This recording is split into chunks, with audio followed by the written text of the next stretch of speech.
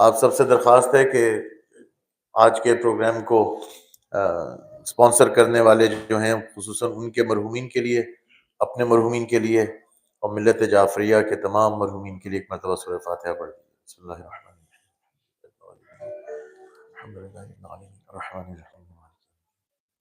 इय्याक नअबुदु व इय्याक नस्तईन इहदिना सिरातल मुस्तकीम सिरातल लज़ीना अनअमता अलैहिम गैरिल मग़दूबि अलैहिम वलद्दॉलीन। कुल हुवल्लाहु अहद अल्लाहु समद लम यकुल लहु कुफुवन अहद। बिस्मिल्लाहिर्रहमानिर्रहीम। कुल हुवल्लाहु अहद अल्लाहु समद लम यलिद वलम यूलद वलम यकुल लहु कुफुवन अहद। सलावत अल्लाहुम्मा सल्लि अला मुहम्मद व अला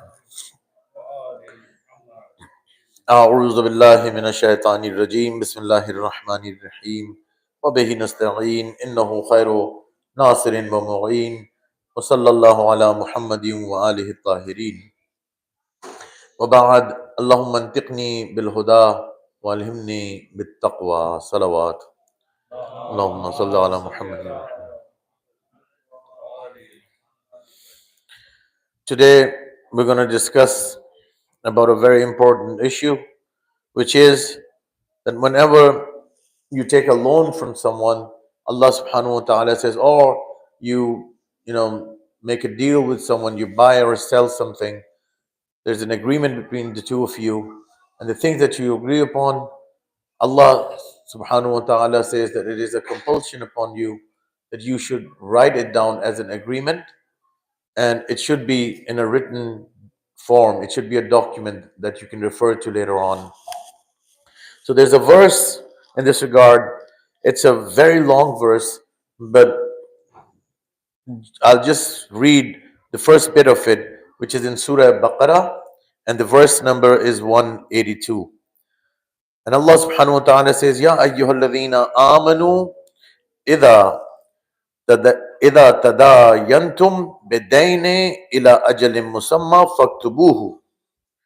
Allah says, O believers, O people who believe, if you truly believe, whenever you owe some money to someone and you take a loan from somebody, and obviously you decide a time period that I'm taking this much amount from this person, and later on such and such date, I'm required to return the amount.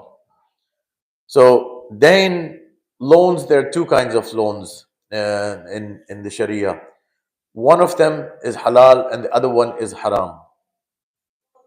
If somebody borrows some money from someone, and for example, if he takes like about $1,000 or maybe $100, and he says, because I'm gonna give it to you and you're gonna use it for 1 month or 2 months or whatever, and for that time period, this money is gonna be with you and it's not gonna be with me, and you will benefit from it. Therefore, because of that benefit, I will ask you to give me an extra X amount of money. That is called interest. Or in the Sharia, it's called riba. That is haram, right? But if you give an X amount of money and in return you get that X amount of money, it is completely halal. So for the first one that I talked about, that which is haram, in the same surah, before this ayah, this verse, there are certain verses where Allah subhanahu wa ta'ala says, Ya ayyuhalladhina amanu taqullah. O people who believe, fear Allah, and stop yourself from going towards haram. Taqwa is that thing that stops you from going towards haram. وَذَرُوا مَا بَقِيَ مِنَ الرِّبَا إِن كُنتُم مُؤْمِنِينَ. And do not go towards that interest. If somebody is going in a direction of a certain thing, so Allah is stopping them and He says, don't ever even think about going towards riba. In our society here in Canada, there are many people who are unaware of the consequences of this. They know it's a bad thing, but they don't know how bad it is. So it is very important that you should know what Allah subhanahu wa ta'ala says. And in the following verse, Allah subhanahu wa ta'ala says, فَإِن لَمْ تَفْعَلُوا. And if you do not stop taking the interest, going towards that thing, riba. فَإِن تَفْعَلُوا فَذَنُوا بِحَرْبٍ مِّنَ اللَّهِ وَرَسُولِهِ. You will be in a battle with the Prophet and Allah subhanahu wa ta'ala. So Allah is saying that if you take interest, if you charge interest to someone, then it is equivalent to openly declaring war against the Prophet Muhammad sallallahu alaihi wasallam. And likewise, obviously, if it's against Rasulullah, then the war is also against Imam Ma'asumin alayhi salam and Allah subhanahu wa ta'ala. So it's such a bad thing. So people don't know how bad it is.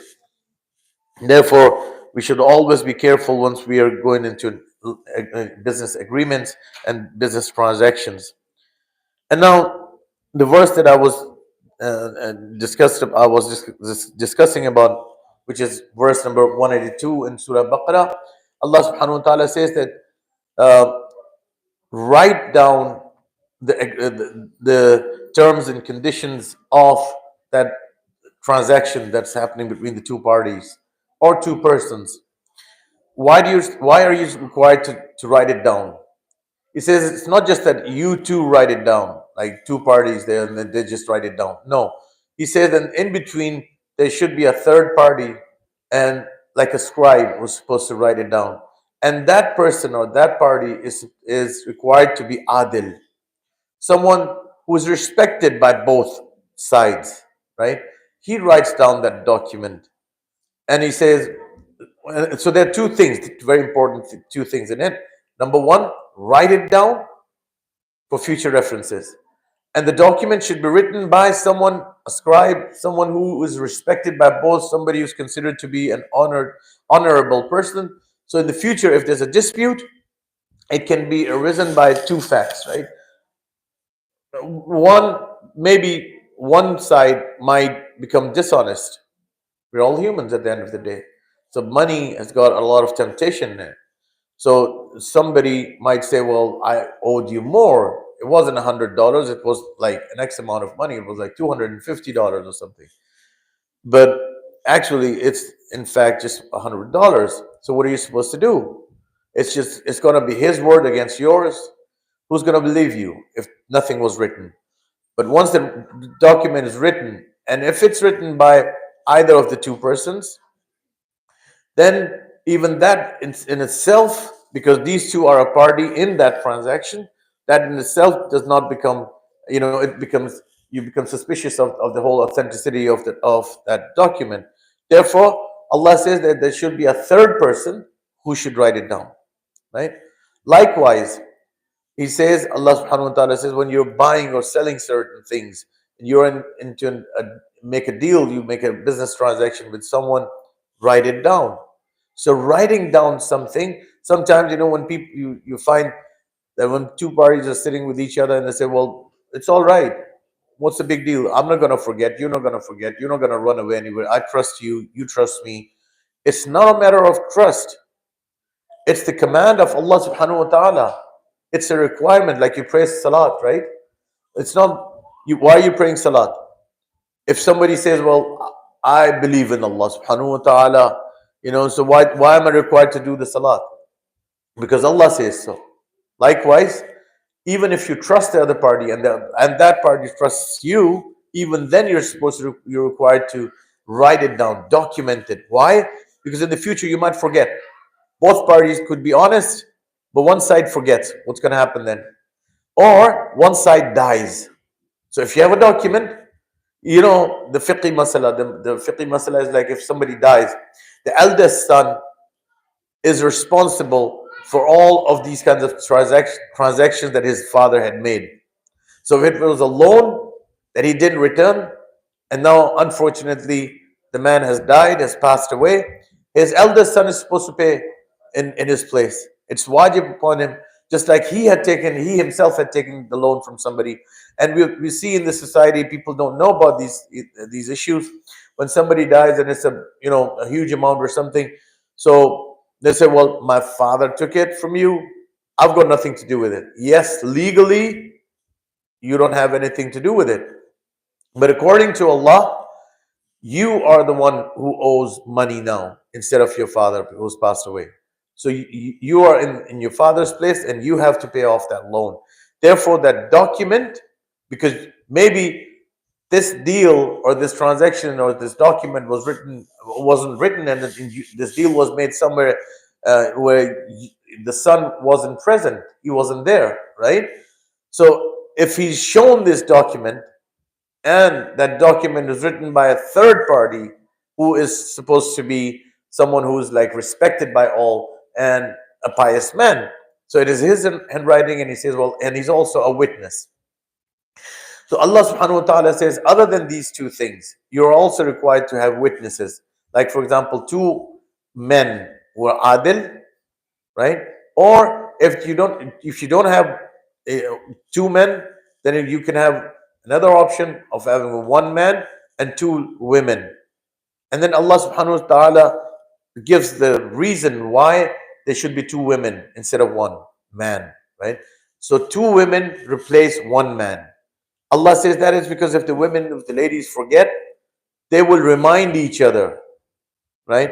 And then later on, Allah says that if the witnesses are um, called in a dispute, they don't have an option. Allah says you must go and tell the truth. Sometimes we see that people become a witness to certain things and say, yes, we are a witness. Yes, I'm responsible. Yes, I've seen whatever I've seen. And later on, if I'm required, I'll go and I'll say this in front of the people. But when the chips are down, right? So people get scared because they've got relations and all of those things, and they get certain pressures from certain, one party gets dishonest, he becomes dishonest, and then they pressurize this man not to go and, bear the witness that, yes, this is what happened. So therefore, then there are lots of other things as well. So therefore, Allah says you need these witnesses, and these witnesses must go if there is a dispute. If they're required to come before a judge or something, and they have no other option but to come and say the truth openly. This is one side of it. The other side is in the riwayats, in the ahadith of Ahlul Bayt, there are lots of traditions from Ahlul Bayt where Ahlul Bayt say that if somebody takes a loan from you, do not put pressure on him. For example, a guy comes and he says, give me this money, I need this money. It is, discouraged to take a loan from anybody in the first place. If you need some sort of money, it is discouraged. Ahlul Bayt say there are lots of riwayats that I'm just, trying to take out the main context of those riwayats, and I'm going to give it to you. It's better to avoid taking a loan from anyone. It's also basically for your own personality as well, for your own character, because you ask Allah subhanahu wa ta'ala to help you. You ask Ahlul Bayt to help you, right, instead of going to people. But if you're forced to do it, it's okay, it's halal. You can go and ask for a loan from people. Like there's a famous thing about Hazrat Muslim ibn Aqil, right? The cousin of Imam Hussein alayhi salam. When he was martyred, he was under a loan, and it was his will. He said that when I'm martyred, sell my the certain things that he had. He said sell them in the market and pay off my loan. So loan is not something which is haram. Okay, you take it. So somebody who's cornered and stuck in a position in a financial breakdown, he's just totally broke and he needs money to survive for his family. So it's good. It's okay to take a loan. But once you've taken the loan and you say, well, I'll return it in 1 week, you're desperate. Sometimes people are desperate, or sometimes they know that an X amount of money is going to come from somewhere. So I'll just be able to return it. It's fine. Yeah. So he says, he promises, and he says, in a week time, I'm going to return the money to you. But when it comes to that date and the man demands the money, he says, well, give me the money. But the guy doesn't have it. And he honestly does not have it. So he says, I'm sorry, I don't have it. And now if this guy realizes and he knows that this guy is telling the truth, he doesn't have the money. You see, there are two situations.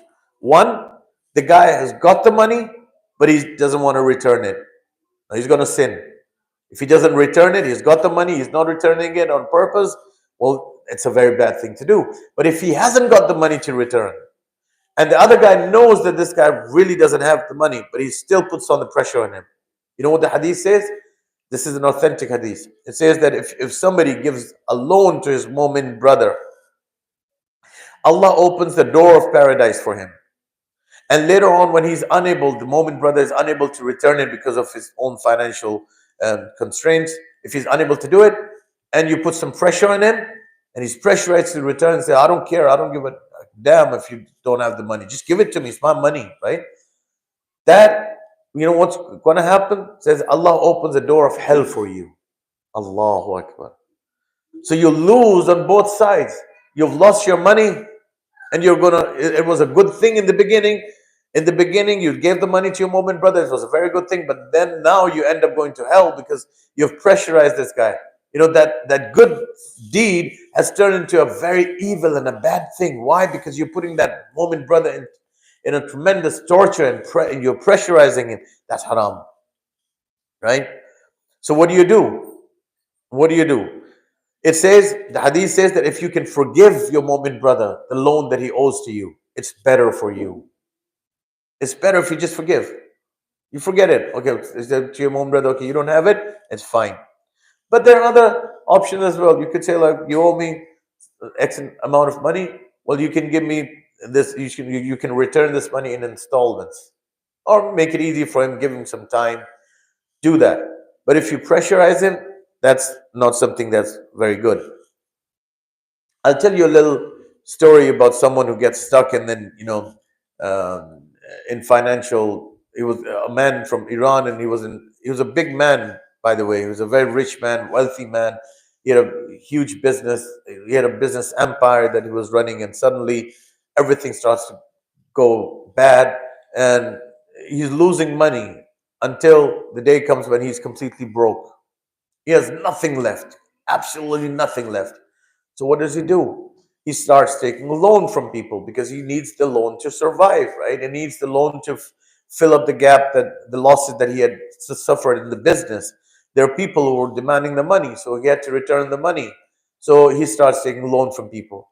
And a day comes when the guy is sitting in his house. He's got nothing to eat. There's nothing left. And people are on his door, knocking his door down, demanding for money, asking for money. Give us our money back. He doesn't have anything. So he says to his wife, he says, there's one thing left for me. I love Imam Raza alayhi salam like you do.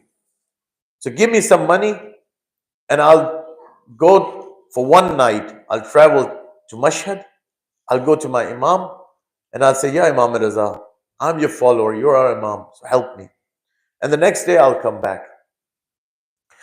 So his wife says, I haven't got anything to give you. He said, well, do something, beg, steal, or whatever, by hook or by crook. I need this money. So she starts making some calls to her sisters, and you know how it is in the families. And she's able at the end of the day to come up with a certain amount, and he's able to travel all the way to Mashhad to Imam Raza alayhi salam. So he goes there, and he cries, and he cries, and he cries. He said, Mawla, Imam Raza, I was a wealthy man. I had everything. I had servants. I had so many people working for me. Now I've got nothing left. I'm broke completely. And people come on my door, and they insult me. They insult my family members, and it's so humiliating. What do? I've got no place to go. You are a Mawla. Imam Raza, help me. So he cries and cries, and he's making the tawassul with Imam Raza all day long. And when he wants to go back, right, and he wants to eat something because he's hungry, he wants to have lunch or something, a meal, he puts his hand in his pocket and he sees his money is gone. Some pickpocketer had come and he's stolen his wallet. So he's got no wallet in his pocket. It's gone. Now what should he do? How's he gonna go back? What is he gonna do? He's got no money to eat. He's got no money to go back to his house. What should he do? So it says the guy returns to the zari of Imam Raza alayhi salam. And he just looks at Imam Raza alayhi salam's zari, and he says, Mawla, I'm in such a bad situation, and you are our Imam. If you were unable to see that man steal my wallet, then you are Imam. Why didn't you stop him? You could have stopped him. If we say that you didn't see, then you're not our Imam. He uttered these words, which are not the right thing to do when you are standing right before the Zari of Masoom. That's not the right behavior. That's not the way to behave. But he was in that situation, but he did say these words. And now he's about to come back. He comes out of the haram and he's nowhere to go. And he said, if I beg people and I tell them I've got no money and I have to go back to Tehran, what should I do? People won't believe me. They'll insult me. This guy's a beggar. We've seen so many of these kinds of people, so many of those stories. So he's not telling the truth. Nobody's going to believe me. What should I do? He's upset. So suddenly he finds one coin in his pocket. He takes out this coin, right? And in those days, they had phone booths where you could put coins and make a call. So he had this coin, and he says, "Okay, now what I'm gonna do is like I feel insulted when I go and face someone and say, give me a little bit of money. I don't want. I'm not a beggar. So what I'm gonna do is I'm gonna make a call, a random call, and whoever picks up the phone, I'm gonna tell him my situation." So that's what he does. He puts the coin, makes a random call. Somebody picks up from the other end. He says, "How can I help you?" He says, "I'm a Zair of Imam Raza. I need money to eat and I need money to go back. Somebody has stolen my wallet. So I've got no money left. Can you help me?" So this man who was listening to this guy's story, he says, "Where are you? Stay right there and someone will come and pick you up in 20 minutes. And this is a very amazing story. He stood there, and after about 20 minutes, he sees a big Mercedes, a huge car, and there's a chauffeur-driven car. A chauffeur comes outside, and he greets him, and he says, "You're such and such person standing right next to the phone booth. You're the one who made the call?" He said, "Yes." He said, "Okay. The gentleman that I work for is waiting for you. Sit in the car." So he sits in the car. He goes and he sees a house. It's a mansion, huge house in Mashhad. He goes in, and there's an old man, and he greets him. The old man greets him with utmost respect and really warmly. And he says, "Come and sit here." Gives him the food, and he says, "Okay, we'll discuss your matters after the food. After you had your food." He has his meal, most lavish meal he ever had.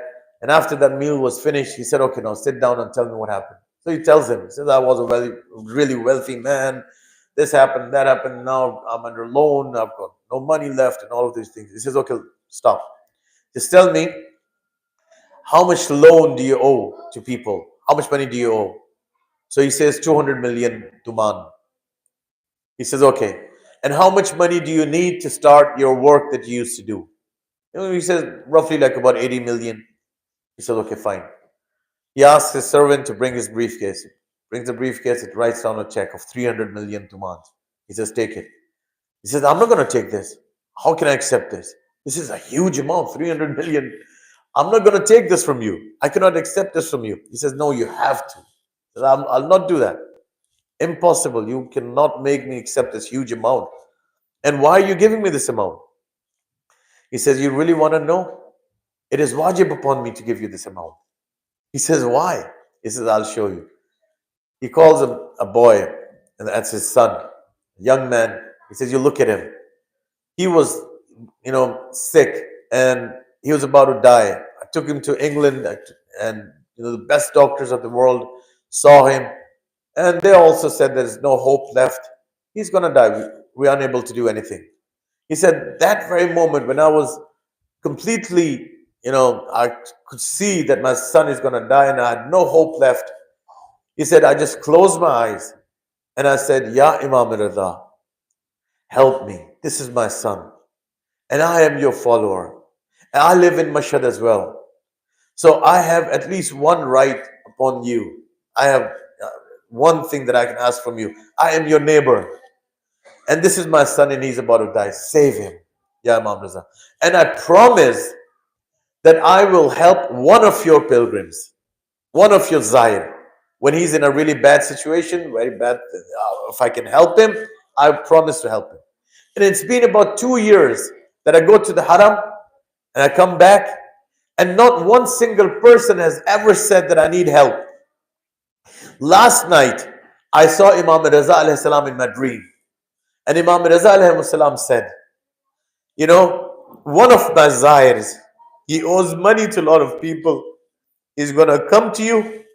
And you had made a promise 2 years ago to me. And this is the time. The time has come that you're going to fulfill this promise. He's going to call you. And that very moment, when I woke up, I received a call from you.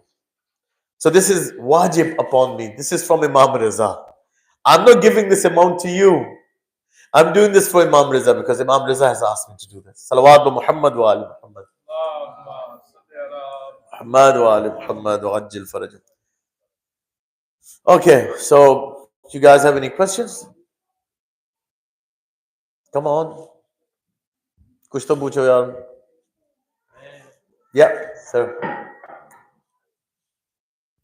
جیسے آپ نے کہا کہ loan دیا جاتا ہے تو آج کل کے زمانے میں جس کو آپ لون دیتے ہیں وہ ایک ہفتے دو ہفتے یا مہینے کے لیے نہیں دیتا اور سالوں کے لیے دیتا. اس صورت میں جب وہ 3-4 سال کے بعد واپس کر رہے ہیں تو آپ کیا جیسے $1000 میں آپ کو واپس کر رہا ہوں 3 سال کے بعد, اس $1000 کی ویلیو 3 سال پہلے وہ نہیں تھی جو آج ہے. تو کیا آپ $1350 واپس کریں گے مجھے یا میں آپ کو کروں گا یا $1000 ہی کریں گے؟ بے شک انفلیشن ہو, ڈالر نیچے گر گیا ہے, کچھ بھی ہو, آپ نے وہی دینا ہے یا اس نے آپ کو یہی دینا ہے, $1000 ہی دینا ہے. اگر US ڈالرز تھے تو US ڈالرز, کینیڈین ڈالرز تھے تو کینیڈین ڈالرز, پاکستانی روپیہ تھا تو پاکستانی. اور اگر وہ کہیں کہ نہیں US ڈالرز تھے تو آپ یہ نہیں کہہ سکتے کہ اس زمانے میں جو US ڈالرز کی قیمت تھی, نہیں, آج کی قیمت کے حساب سے اگر وہ آپ کو ایکولنٹ کینیڈین ڈالرز دے یا US ڈالرز ہی واپس کرے, ایکسٹرا نہیں لے سکتا وہ, چاہے انفلیشن ہو گئی ہو, کچھ بھی ہو گیا ہو. آج کل کے دور میں لائن آف ہاں مارگیجز, کریڈٹ کارڈ, یہ ڈفرینٹ ہے, یہ مختلف چیزیں ہیں. یہ ہے لون ہی اور یہ انٹرسٹ بھی ہے. فتاوی موجود ہیں کہ اگر آپ مسلمان ملک کے اندر نہیں ہیں تو آپ غیر مسلم سے انٹرسٹ لے بھی سکتے ہیں اور ان کو دے بھی سکتے ہیں. آغا سیستانی کا بھی فتویٰ ہے, آخوئی کا بھی, سب کا, رہبر کا بھی, سب کا یہ فتویٰ ہے. یہ مسلمانوں کے درمیان میں ہے. مسلمانوں کے حقوق کچھ زیادہ ہیں ایک دوسرے پر. ان میں سے ایک حق یہ ہے کہ آپ انٹرسٹ نہ لیں. اس کا مسلمان بھائی کا آپ کے اوپر یہ حق ہے کہ اگر وہ پھنسا ہوا تھا, آپ نے اس کی مدد کی, اب اتنے ہی پیسے وہ آپ کو واپس کرے, اس سے ایکسٹرا فیور نہ لیں. جی جی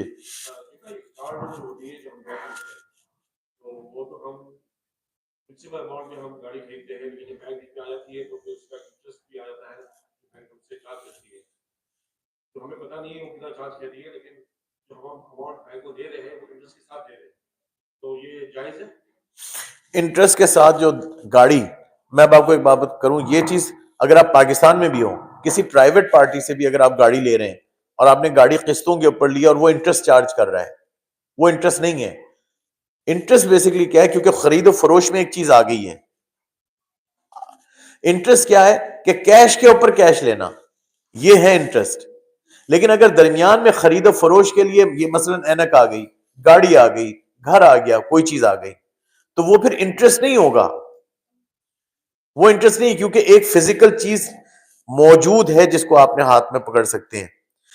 کیش کے اوپر کیش لیا, کوئی چیز ہی نہیں تھی درمیان میں, وہ چیز انٹرسٹ ہوتی ہے. یہ انٹرسٹ میں شمار ہی نہیں ہوگا, گاڑی, گھر, یہ چیز, کیونکہ درمیان میں خرید و فروش میں کوئی چیز آ رہی ہے.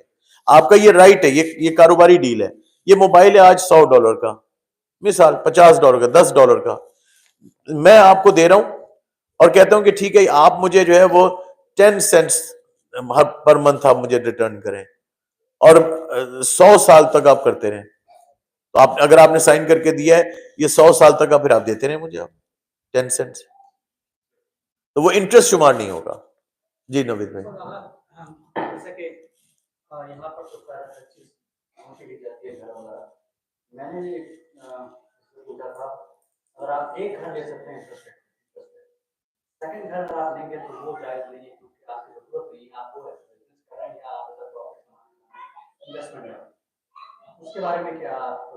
نہیں نہیں، جائز اگر ایک گھر آپ نے مارٹگیج کیا ہے وہ آپ کی ضرورت ہے، دوسرا آپ نہیں لے سکتے. نہیں، یہ ہمارے ہاں یہ مسئلہ نہیں ہے، اہل سنت کیا ہوگا تو ہوگا. آپ 20 گھر بھی لے سکتے ہیں انٹرسٹ پہ. انٹرسٹ نہیں ہے نا وہ، کیونکہ درمیان میں گھر آ گیا نا خرید و فروش میں. ہاں میں وہ عرض کر رہا ہوں نا کہ اگر لون کے مثال کے طور پر اگر گھر قسطوں پہ لیا آپ نے، وہ بینک کی ملکیت ہو گیا، وہ قسطوں پہ آپ کو گھر دے رہا ہے مثال، تو وہ مارٹگیج، وہ تو پھر آپ کا انٹرسٹ نہیں ہے. اگر مثال کے طور پر گھر کے لیے گھر آپ نے لینا ہے اور آپ ایک لون لے رہے ہیں پرائیویٹ پارٹی سے یا بینک سے، اس پہ انٹرسٹ ہے، یہ ایک الگ چیز ہے، تو یہ ہو جائے گا انٹرسٹ، کیونکہ اس کا تعلق ہی نہیں ہے کہ آپ گھر لیں جو بھی کریں، آپ کو ایکس اماؤنٹ دے دی گئی ہے، اسے آپ گھر لیں نہ لیں. ٹھیک ہے، یہ جو فری ہو گیا نا یہ انٹرسٹ ہو گیا. اب یہ جو انٹرسٹ ہے وہ آپ کینیڈا میں لے سکتے ہیں نان مسلم سے، پاکستان میں کسی پرائیویٹ پارٹی مسلمانوں سے آپ نہیں لے سکتے. مسلمانوں کی پرائیویٹ پارٹیز ہیں یہاں پر جو دیتے ہیں، وہ جائز نہیں ہے. یا پاکستانی بینکوں سے، مسلمان بینکوں سے آپ اوائڈ کریں. لیکن اس کے اندر بھی ہے کہ اجازت، لیکن وہ اس کے اندر اچھا اس میں یہ بھی ہے کہ آغا خوئی نے یہ کہا کہ اگر بینک سے آپ لیتے ہیں نا تو وہ انٹرسٹ نہیں ہوتا. کیوں؟ کیونکہ وہ انہوں نے ٹرم یوز کی ہے مجہول المالک، اس کا مالک جو ہے وہ معین ہی نہیں ہے، کیونکہ 1 کروڑ لوگ ہیں جنہوں نے پیسے ڈالے ہوئے ہیں، تو اس میں سے آپ کو جو دے رہے ہیں تو اس کا مالک کون ہے؟ بینک ہے؟ بینک نہیں ہے. کوئی ایک شخص ہے؟ ایک شخص نہیں ہے. تو اس صورت میں یہ جو اماؤنٹ ہوگی جو آپ کو ایکس اماؤنٹ دی جا رہی ہے وہ مجہول المالک ہے. جب آپ کی اماؤنٹ ہی نہیں ہے تو انٹرسٹ نہیں ہے، تو یہ مجہول المالک ہے. اول تو اس کا یہی مالک ہی معین نہیں ہوا کہ مالک کون ہے. تو آج خوئی کا یہ نظریہ ہے. بہرحال یہ ہے کہ یہ اگر یہاں آپ لے رہے ہیں، لون لے رہے ہیں، انٹرسٹ بھی لے رہے ہیں، کچھ لے رہے ہیں، تو وہ جائز ہے. تمام کا یہ فتویٰ ہے. صلوات و محمد وآل محمد.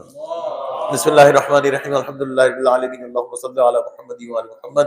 یا اللہ تجھے واسطہ محمد وآل محمد کی عظمت کا ہمارے گناہ کبیرہ صغیرہ معاف فرما، آئندہ گناہوں سے بچنے کی توفیق عطا فرما. اس ماہ مبارک نے جو ہم عبادتیں کریں اس میں ہمیں خلوص عطا فرما. یا اللہ تمام روزے پورے کرنے کی توفیق عطا فرما. جو دینی کام ہم کر رہے ہیں اس میں ہماری مدد اور نصرت عطا فرما. یا اللہ ہمیں اس میں خلوص نیت عطا فرما. جو رکاوٹیں ان کو دور فرما. یا اللہ امام زمان علیہ السلام کا واسطہ ہم سب کی عاقبت بخیر فرما، ہمارے تمام مرحومین کی مغفرت فرما. یا اللہ مراجع عظام علماء حق کی حفاظت فرما، مقامات مقدسہ کی حفاظت فرما. دشمنان صاحب العصر والزمان اگر لائق ہدایت نہیں ان کو نیست و نابود فرما. امام زمان علیہ السلام کو ہم سے راضی فرما، ان کی محبت اور معرفت ہمارے دلوں میں اور ہمارے اولادوں کے دلوں میں عطا فرما. امام زمان علیہ السلام کو ہم سے راضی فرما، امام زمان علیہ السلام کے ظہور میں تعجیل فرما. اور محمد والے محمد صلوات.